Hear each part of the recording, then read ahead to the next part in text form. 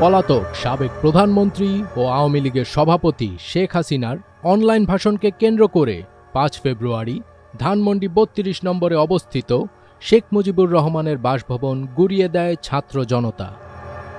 সেদিন বিকেলেই ধানমন্ডি ৩২-এ জড়ো হতে থাকেন ছাত্র এবং জনতা।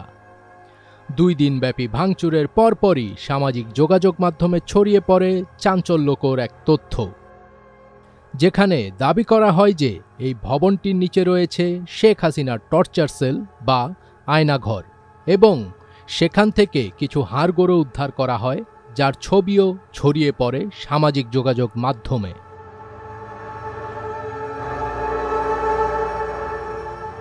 ধানমন্ডি ৩২-এর উক্ত ভবনটির নিচে পানি জমেছিল।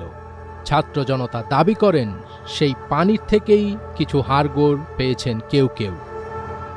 এই তথ্যের তদন্ত করতে ঘটনাস্থলে পৌঁছায় সিআইডির একটি দল। এরপর সেখান থেকে পানি সরানোর জন্য কাজে লেগে পড়ে ফায়ার সার্ভিসের একটি দল। শুরু হয় পাম্পের মাধ্যমে পানি নিষ্কাশনের কাজ। ১০ ফেব্রুয়ারি সিআইডির অপরাধ তদন্ত দল ঘটনাস্থলে পৌঁছায় এবং তারা সতর্কতার সাথে আলামত সংগ্রহ করতে শুরু করে। সিআইডির তদন্তের আগে ধানমন্ডি ৩২ নম্বরের আন্ডারগ্রাউন্ডে হাড়গোড় পাওয়ার খবর সামাজিক যোগাযোগ মাধ্যমে ছড়িয়ে পড়ে। সিআইডির তদন্তের পর জানা যায় হাড়গোড় সহ বেশ কিছু আলামত সংগ্রহ করা হয়েছে।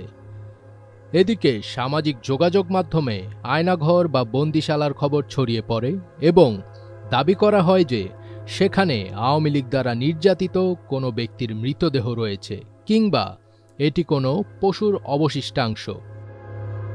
ধানমন্ডি ৩২-এর নিচে কি আসলেই কিছু আছে? সেখানে কি সত্যিই নির্যাতিত হয়েছেন কেউ? কেন সেখানে পানি জমেছিল? এমনই অনেক প্রশ্ন দানা বেঁধেছে মানুষের মনে। এই বিষয়ে তদন্ত চালিয়ে যাচ্ছে সিআইডির বিশেষ টিম। তদন্ত শেষে কিছুদিনের মধ্যেই হবে রহস্যের উন্মোচন। ফজবির তাজ, এটিএন বাংলা।